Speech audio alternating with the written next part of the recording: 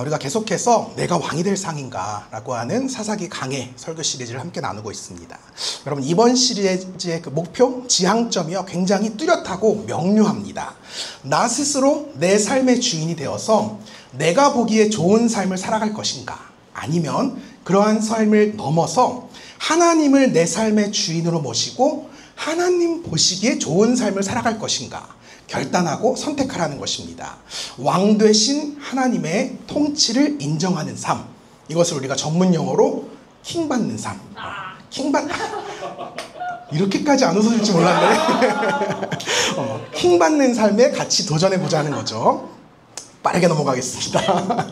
온니엘과 에훗과 삼갈, 우리가 지난 시간까지 나누었던 이 세 명의 사사들이요, 그런 삶을 우리에게 보여주었어요. 세상 모든 사람들이 다 이 땅의 가치, 이 세상의 트렌드만을 쫓아 살아갈 때 이들만은 끝까지 하나님을 믿고 섬겼습니다. 그러니까 하나님의 말씀만을 우직하게 따라왔어요. 그 결과 그들은 그 패역하고 악한 시대 가운데에도 하나님께 인정받고 칭찬받고 쓰임받는 인생을 살아갈 수가 있었습니다. 이 세상 가운데요, 하나님의 나라를 세워가는 그 위대한 사명에 동참하는 그런 엄청난 영광을 이 땅에서 누릴 수 있었어요.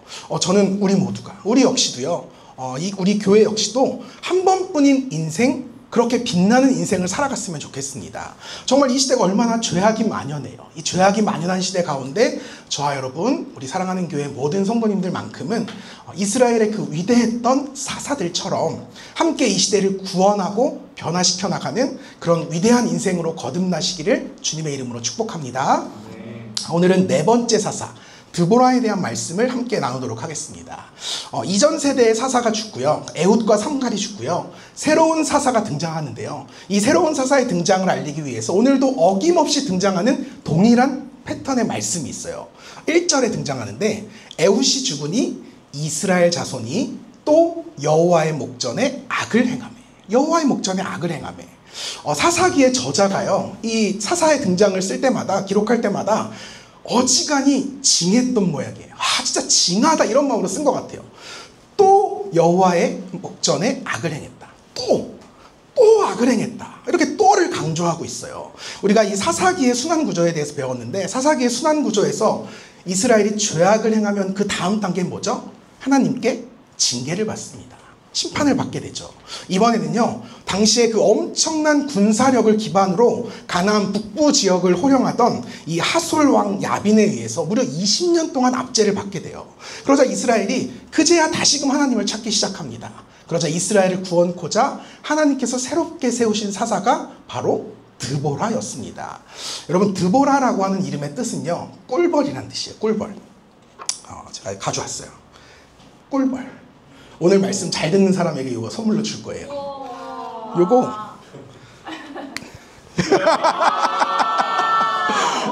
오늘 감사하네.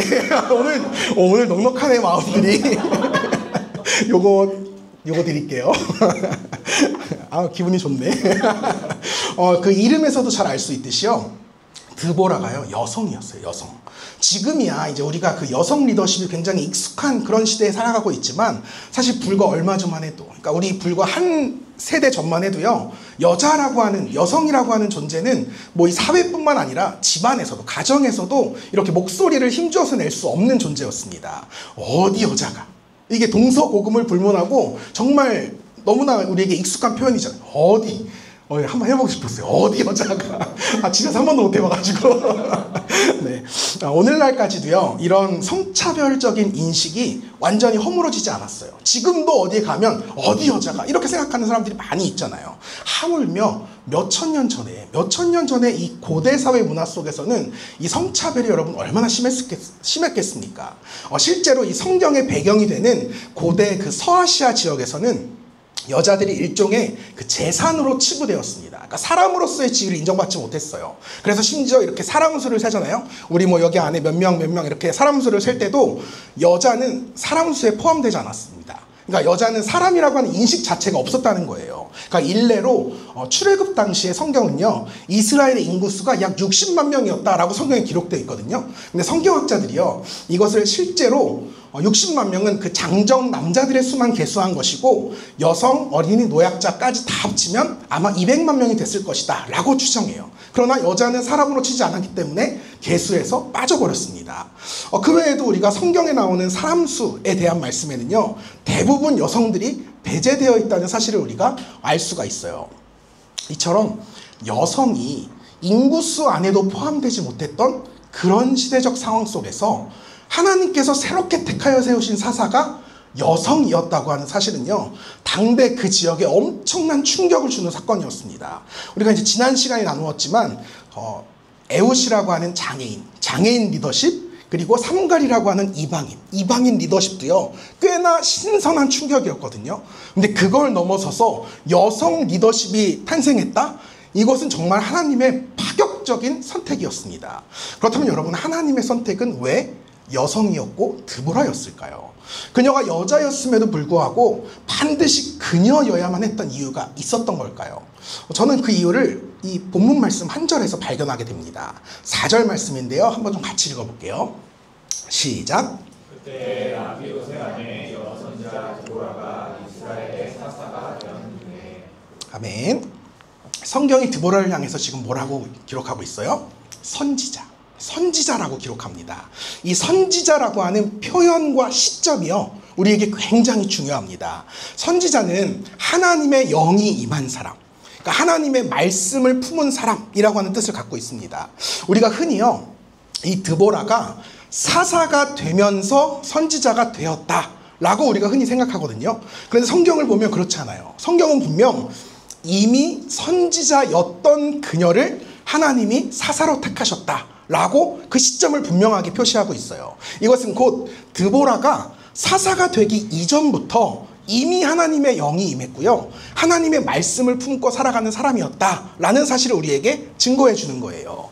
하나님의 영이 임한 인생, 하나님의 말씀을 품고 살아가는 인생, 이것이야말로 하나님께서 그녀를 이스라엘의 사사로 택하셨던 가장 분명한 이유였다는 거죠.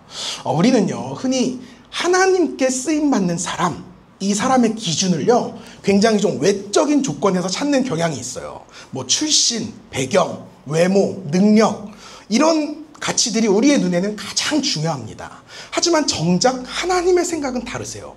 성경이 증거하는 하나님께서 쓰시는 사람의 기준은 딱 하나예요. 하나님의 영이 임했는가? 그가 하나님의 말씀을 품고 살아가는가? 여기에 있다는 거죠.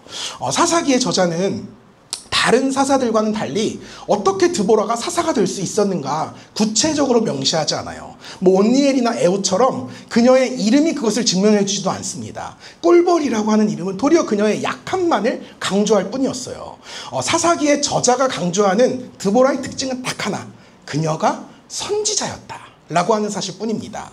그녀에게 하나님의 영이 임했고, 또 그녀의 삶에 하나님의 말씀이 담겨져 있었다. 별거 아닌 것 같아 보이는데요, 사실 이것이 그녀가 하나님께 쓰임받을 수 있었던 가장 분명한 이유였다는 사실을 우리는 기억할 필요가 있어요. 같은 예로요, 한번 그 베드로 사도의 삶을 살펴볼까요? 여러분, 베드로가요, 언제부터 진정으로 하나님께 쓰임받았는지 아세요?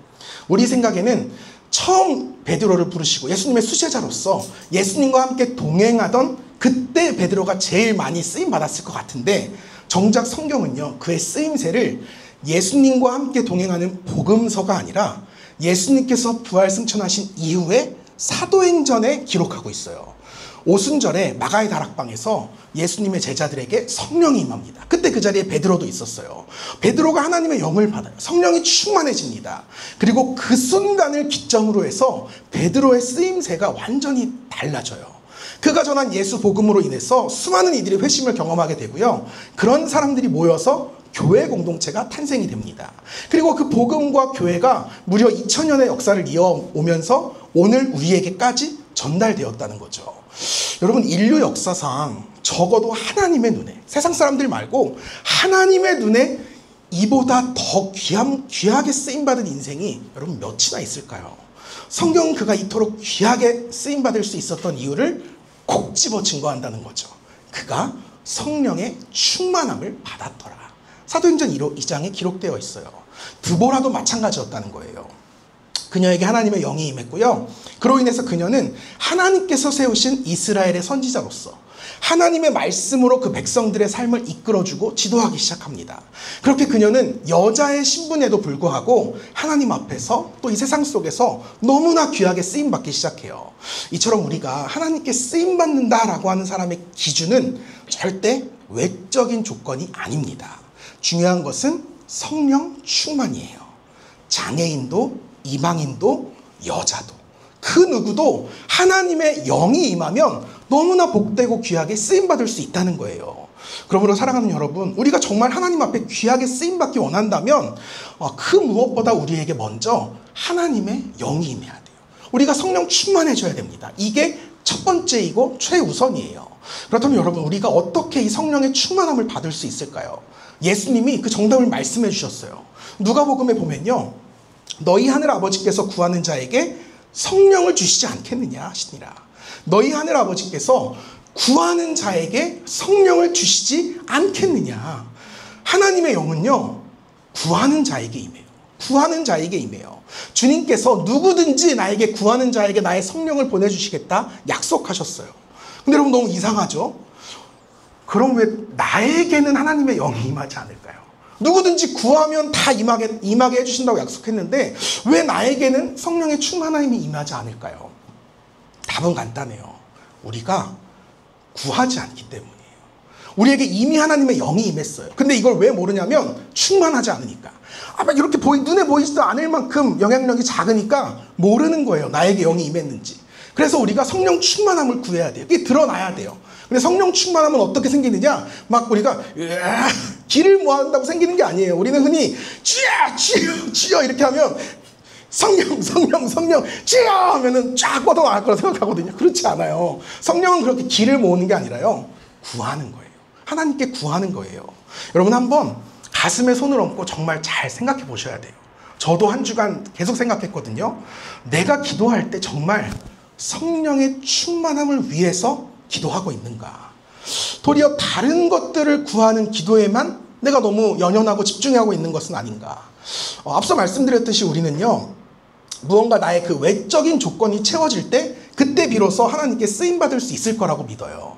그래서 우리는 늘 외적인 조건만 구합니다. 하나님 능력을 주세요. 하나님 지혜를 주세요. 하나님 열정을 주세요. 내 길을 열어주세요. 동역자들을 보내주세요. 물론 너무나 중요한 기도인데요, 이게 다가 아니라는, 이건 어찌 보면 부차적인 기도입니다. 첫 번째 기도는 하나님의 영을 구하는 기도예요. 성령의 충만함을 위해 기도해야 합니다. 하나님의 일은 그저 조건 좋은 사람이 할 수 있는 것이 아니에요. 힘있고 능력이 있어야 부흥과 성장이 임하는 것이 아니에요.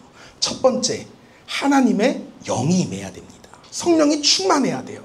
그래서 우리는요, 늘 기도할 때 성령의 충만함부터 구하셔야 돼요. 우리가 합심하여 매주 기도하잖아요. 우리 교회 부흥과 성장을 주세요. 일꾼도 보내주시고 뭐 다 주세요. 근데 이것보다 가장 처음 기도해야 되는 것은 우리 교회에 성령님을 보내주셔서 우리 교회가 성령 충만한 교회가 되게 해주세요. 여기에서 시작해야 된다는 겁니다. 사사기의 저자는 드보라의 이야기를 통해서 이 말씀을 우리에게 전해주고자 하는 거예요. 선지자였던 드보라가 하나님께 사사로 드디어 부르심을 받았어요. 그리고 하솔왕 야빈으로부터 이스라엘을 구하라 라고 하는 명령을 받습니다. 그런데 이때 하나님께서요, 납달리 게데스에 살고 있는 바락이라고 하는 사람과 함께 전쟁에 나가라고 명령하세요. 그래서 드보라가 하나님 말씀대로 바락에게 연락을 합니다. 당신은 이번 전쟁 선봉장입니다. 대장군입니다. 전쟁에 참전해 주세요. 근데 이때 바락이요, 드보라가 전한 하나님의 말씀에 선뜻 순종하지 않아요. 흔쾌히 순종하지 않아요. 적어도 그의 생각에는 아무리 하나님의 말씀이라 할지라도 현재 이스라엘이 하솔과의 전쟁에서 이길 확률은 0%였기 때문에 그는 드보라에게 이렇게 이야기하죠. 바락이 그에게 이르되 만일 당신이 나와 함께 가면 내가 가려니와 만일 당신이 나와 함께 가지 아니하면 나도 가지 아니하겠노라 하니. 여러분, 이게 진짜 바락은 남자였거든요. 남자로서 진짜 좀 자존심 상하는 이야기 아니에요? 지금 여자도 담대하게 전장에 나가겠다라고 이야기하는데 하물며 바락이요, 그런 드보라의 한 발 뒤에 숨는 거예요. 당신이 나가면 나도 나갈게요. 근데 당신 너 안 나갈 거지? 나도 안 나가. 이게 지금 바락의 마음이었다는 거예요. 여러분 여기에요. 하나님의 영이 임한 자의 특징이 분명하게 나타나요. 여러분 우리가 조금만 상식적으로 생각해도요. 어찌 보면 바락의 이러한 반응, 리액션 이게 당연한 거예요. 상식적인 거예요. 지금 하솔왕 야빈에게는요. 철병거 900대가 있어요. 우리로 치면은 탱크 900대, 탱크 900대가 있는 거예요. 근데 당시에 그 이스라엘 군사들은요. 변변한 철 갑옷 없었어요. 그냥 가죽옷 이렇게 묶어서 이렇게 농기구 들고 삽 들고 전쟁에 나가던 시대였어요. 여러분 이거는 탱크랑 삽이랑 어떻게 비교가 됩니까? 이건 보나마나 100% 지는 싸움이에요. 근데 그럼에도 불구하고 드보라가요. 주눅들지 않아요. 두려워하지 않아요. 이스라엘의 이 약한 전투력이요. 그녀에게 그것도 문제가 되지 않았어요. 그 이유가 무엇이었을까요? 그녀에게 하나님의 영이 임했기 때문이에요. 하나님의 영이 그녀와 함께 하시면서 이미 승리를 보여주신 거예요. 그러니까 이 드보라는 두려워할래야 두려워할 수가 없었던 겁니다. 지난 우리가 벌써 한참 됐어요. 신년 특별 새벽 기도회 때요. 엘리사 선지자에 대한 말씀을 나눴던 적이 있어요. 아람 왕이 엘리사를 죽이기 위해서 수많은 군사들을 보내서 그의 집을 포위합니다. 근데 그 모습을 본 그 엘리사의 종이요. 기겁을 해요. 아람 왕의 이 병사들이 개미떼처럼 우리 집을 둘러쌌습니다. 근데 정작 그 죽음의 위협 앞에 있는 엘리사는요. 너무 태연해요. 태연하게 이렇게 말합니다. 대답하되 두려워하지 말라. 우리와 함께한 자가 그들과 함께한 자보다 많으니라. 여러분 이게 무슨 소리예요? 우리는 딱 둘밖에 없고요. 아람 군대는 지금 개미떼처럼 많아요. 근데 우리 편이 더 많다는 게 무슨 말입니까? 엘리사의 종이요. 도무지 이 말을 이해하지 못하고 계속 두려워하면서 벌벌 떨고 있으니까 엘리사가 그를 위해서 이렇게 기도해줘요. 기도하여 이르되 여호와여 원하건대 그의 눈을 열어서 보게 하옵소서 하니 그 순간 기도가 응답되고요. 엘리사의 종의 그 영적인 눈이 탁 열리기 시작합니다. 영의 눈이 뜨인 거예요. 이것을 바꿔 말하자면 하나님의 영이 그에게 임한 겁니다. 그러자 인간적인 수준에 머물러 있을 때는 보지 못했던 그 영적인 세계가 보이기 시작합니다. 여호와께서 그 청년의 눈을 여심해 그가 보니 불말과 불병거가 산에 가득하여 엘리사를 둘렀더라. 영의 눈이 뜨이니까요. 상황이 완전히 역전되었어요. 이 그림 보면서 제가 이거구나 싶어서 이걸 찾아왔거든요. 포위당한 것이요. 엘리사가 아니었어요. 도리어 저들이 포위당해 있는 거예요. 여러분 이처럼 하나님의 영이 임하여 영의 눈이 뜨이잖아요. 그동안 보이지 않던 하나님의 은혜, 하나님의 보호하심, 하나님의 지키심과 돌보심이 보이기 시작합니다.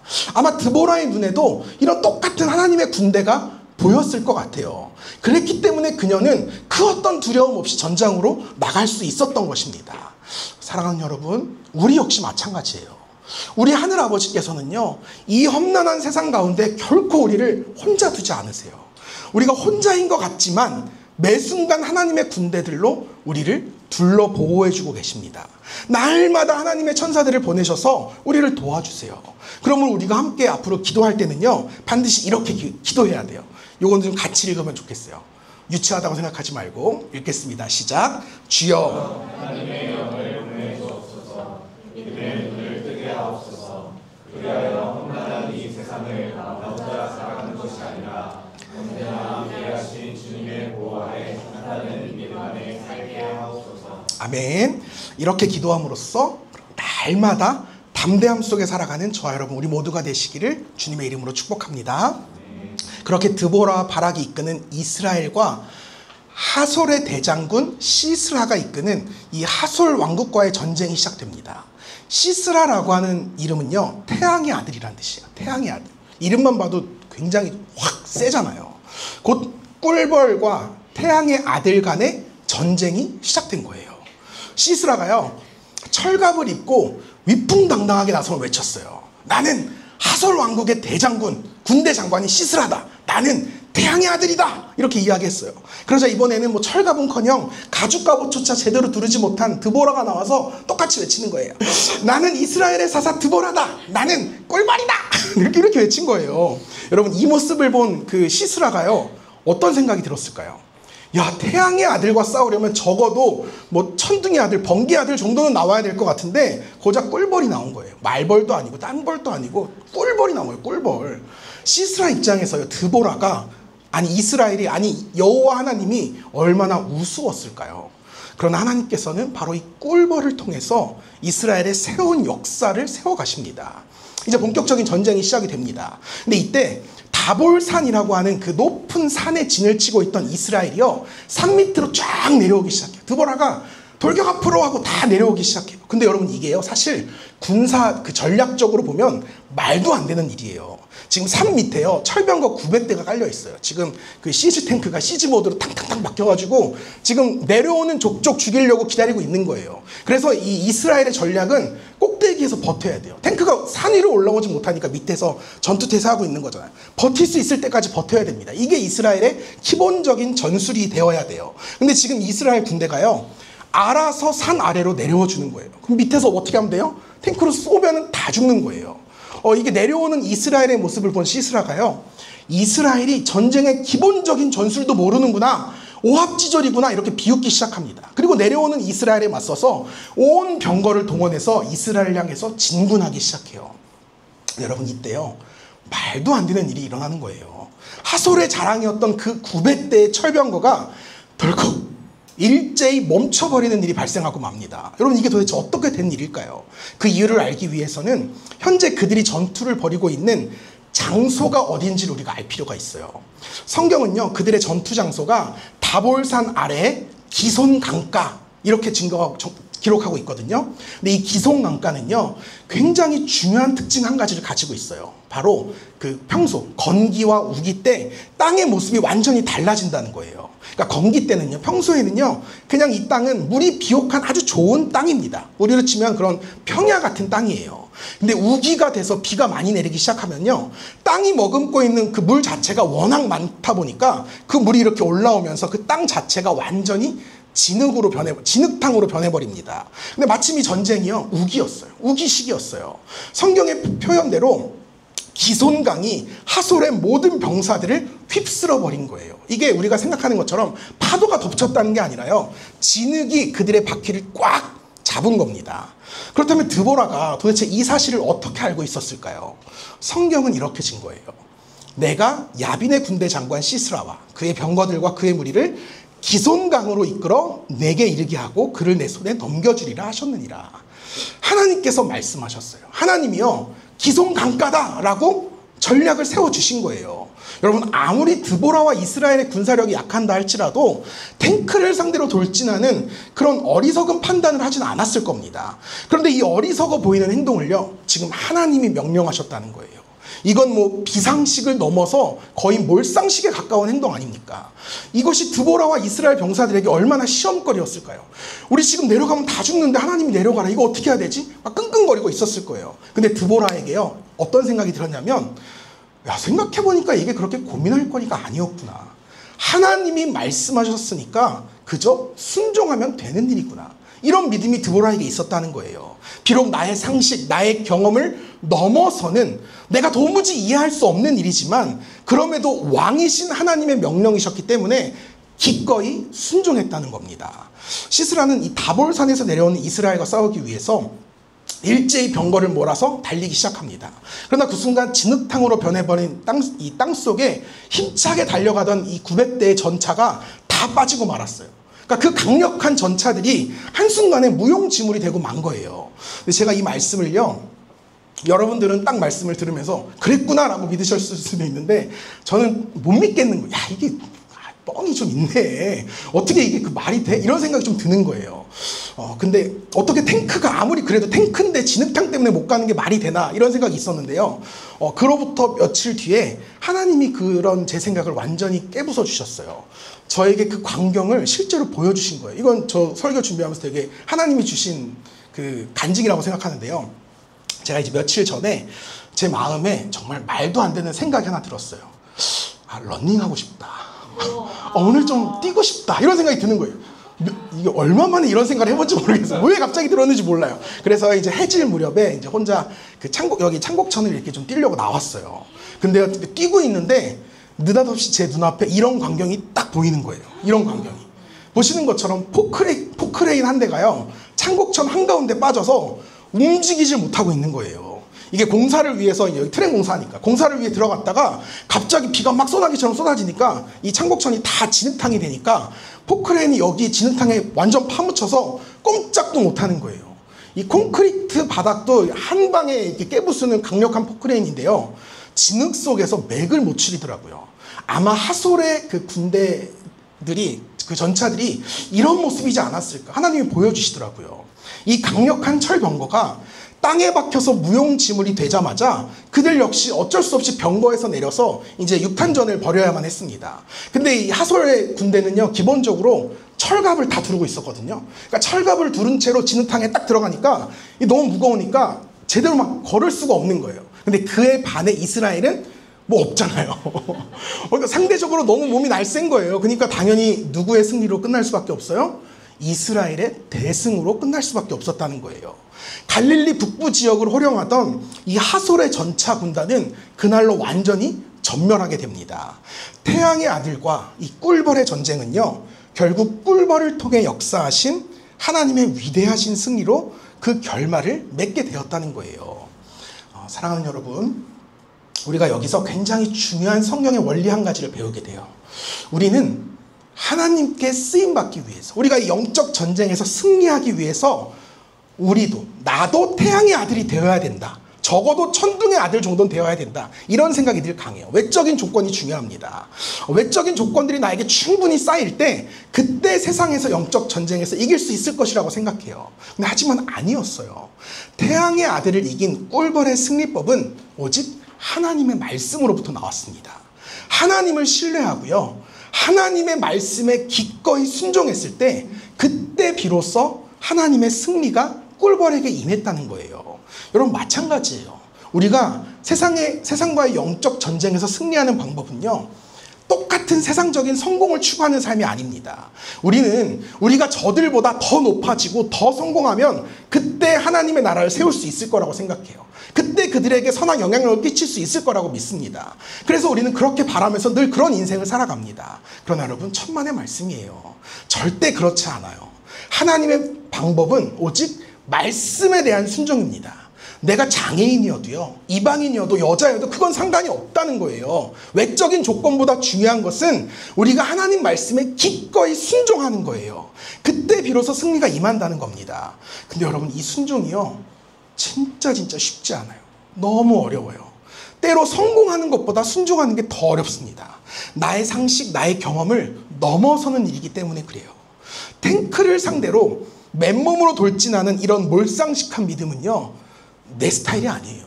내 상식이 아닙니다. 나는요, 정말 합리적인 말씀에만 순종하고 싶어요. 내 상식선 안에서 내가 이해할 수 있는 말씀에만 순종하고 싶어요. 그래도 충분하다고 생각합니다. 그러나 하나님의 방법은 달라요.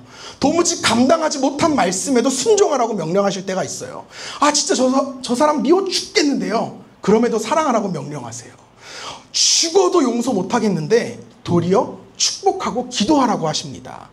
정말 정직하게 살면 손해볼 것 같은데요, 그럼에도 정직하게 살라고 하세요. 난 정말 주일에도 이래야 내 삶을 좀 이렇게 펼쳐나갈 수 있을 것 같은데 주일을 거룩해 지켜라 라고 명령하세요. 나는 내 모습 그대로, 이 모습 이대로 그냥 사는 게 정말 편하거든요. 자꾸 변화되고 거듭나야 한다고 도전하십니다. 교회를 세우라 하시고요, 맡겨진 사명을 감당하라고 하세요. 우리 MBTI 좋아하잖아요. 나는 MBTI상 I거든요. 새로운 사람 보는 거 싫어하는데요, 자꾸 사람들 찾아가서 전도하라고 말씀하세요. 나는 S인데요, 난 상상력이 없어요. 근데요, 자꾸 보이지 않는 하나님의 나라를 꿈꿔라라고 명령하신다는 거예요. 난 T거든요. T100인데 자꾸 이웃에게 공감하래요. 나는 극 J예요. 난 계획을 세워야 되는데 즉시 순종하라, 자꾸 이렇게 명령을 하세요. 정말이지 나 못할 것 같은데 그럼에도 말씀에 순종하라고 도전하시는 거예요. 도무지 불가능한 상황일 것 같은데 그럼에도 불구하고 하나님 말씀에 기꺼이 순종하는 삶, 바로 이 지점이 하나님께서 우리를 쓰시는, 또 우리를 통해 승리케 하시는 우리의 신앙생활에, 또 우리 교회의 신앙생활에 터닝 포인트가, 또 티핑 포인트가 된다는 겁니다.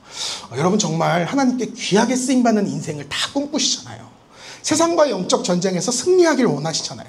그 첫 번째 방법은요, 하나님의 말씀에 기꺼이 순종하는 거예요. 기꺼이. 그런데요, 우리가 그렇게 하나님 말씀에 기꺼이 순종하잖아요. 그러면 그 과정 속에서 진짜 꺼이꺼이 우는 일들이 생겨나요. 기꺼이 순종, 기가 막힌 라임이죠. 기꺼이 순종하면 꺼이꺼이 우는 일들이 생겨난다는 거예요. 내 생각과 내 경험을 포기해야 되는 일들이 찾아오기 때문이에요. 여러분, 이게 얼마나 두렵고 힘겨운 일인지 몰라요. 우리가 이미 한번 우리 교회를 통해 경험을 했잖아요. 이전하라 라고 하는 하나님 말씀 앞에요, 우리가 쉽게 순종하지 못했어요. 하지만 기꺼이 순종했어요. 근데 어떤 일이 생겨났어요? 뿅 하지 않았어요. 정말요, 꺼이꺼이 울 일들만 우리에게 찾아왔어요. 돈 때문에 서러워서 울고요, 사람 때문에 서러워서 또 속상해서 울고요, 꺼이꺼이 울 일이 끝나지 않았어요. 이거 진짜 우리 이사할 수 있는 거야? 이전할 수 있는 거야? 근데 그 과정에서요, 나의 생각, 나의 능력을 넘어서는 하나님의 위대하심을 우리가 경험할 수 있었잖아요. 우리는 무려 5천만 원짜리 공사를 단돈 100만 원에 해결하는 하나님의 위대한 손길을 경험했어요. 난 이거 이제 은퇴할 때까지 간증거리예요. 난 진짜 이게 하나 얻었어. 하나 나 한 건 건졌어. 이거 여러분에게도 한 건 다 생긴 거예요. 여러분 나 간증이 없어라고 이야기하시죠? 아니에요. 여러분 동일한 간증이에요. 여러분 가서 하나님이 어떻게 살아계셔? 설명해줘봐 할 때, 우리 교회 이사 가는데 5천만짜리 공사였는데 하나님이 100만 원 해결해 주셨어. 너 그런 거 봤어? 우리 교회 나와봐. 이거 여러분 하실 수 있는 간증이에요. 여러분, 이 모든 일들이요, 우리가 보기에는 도저히 불가능에 가까운 하나님 말씀 앞에 기꺼이 순종했을 때, 그때 우리 눈앞에 펼쳐진 간증들입니다. 그렇습니다. 사랑하는 성도 여러분, 순종은요 언제나 간증이 돼요. 성공은 간증이 안 돼요. 성공은 한 달이면 까먹어요. 근데 순종하잖아요, 평생 간증이 됩니다. 순종은 언제나 승리의 첫걸음이에요. 바라기는 우리 사랑하는 교회의 모든 성도님들의 인생 가운데, 또 우리 교회 역사 가운데 이러한 기꺼운 순종을 통한 위대한 승리의 역사, 놀라운 간증의 역사가 늘 가득하시길 주님의 이름으로 축복합니다. 그런가 하면 드보라의 이야기가 우리에게 들려주는 두 번째 한 가지 중요한 메시지가 더 있거든요. 이걸 나누면서 말씀을 정리하려고 하는데, 그것은 바로 도대체 하나님께서는 왜 굳이 바락을 부르라고 하셨을까? 우리가 바락 잠깐 나왔다가 지금 사라졌잖아요. 그럼 왜 바락을 왜 부르라고 하셨을까? 앞서 말씀드렸듯이 바락은요, 불순종의 대명사예요. 불순종의 대명사. 기꺼이 순종했던 드보라와는 달리 그는 정말 억지로 동참했을 뿐이에요. 그런데 그런 그를 왜 하나님께서는 이스라엘의 무려 대장군으로 세우셨는가? 그 이유는 하나님의 나라를 세워가는 사명은 결코 혼자 이루는 것이 아니라는 메시지를 우리에게 전해주기 위함이에요. 여러분, 사사시대는 아직 끝나지 않은 전쟁의 시대였어요.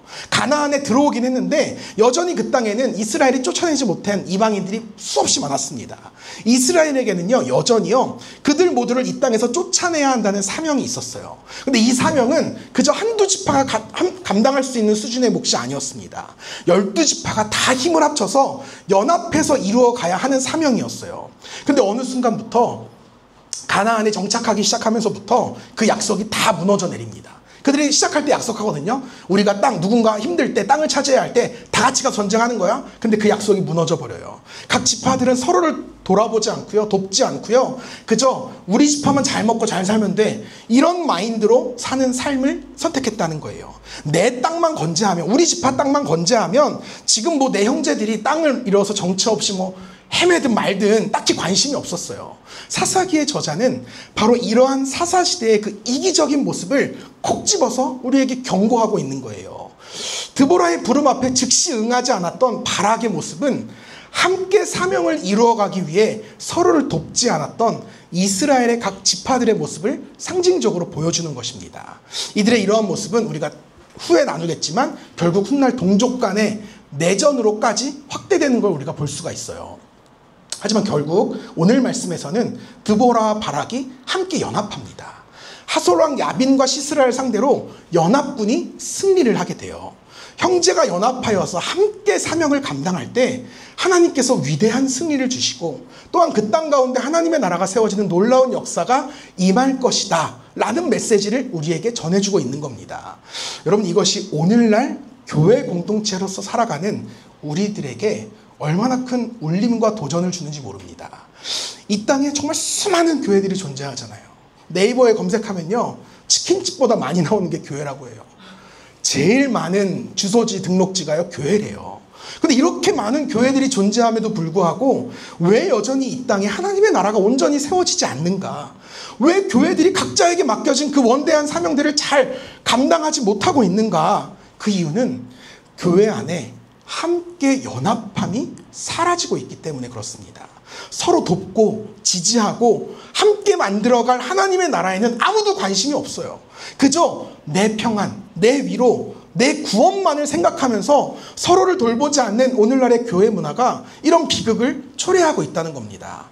나아가 교회와 교회 간에도 함께 연합하여서 이 지역사회와 나아가서 한국교회를 함께 세워가는 것, 이것이 오늘날 이 땅에 세워져 있는 모든 교회들의 사명입니다. 근데 어느 순간부터 우리가요, 서로가 서로를 적이라고 생각해요. 누가 사탄이에요? 옆에 있는 교회가 사탄이에요. 우리에게. 사탄을 같이 공동의 적으로 두고 함께 하나님 나라를 세워가야 되는데 우리 교회 올 사람은 우리 교회 안 오고 저 교회로 간다? 그때부터 이 교회가 적이 되는 거예요. 늘 경쟁 상대예요. 배척해요.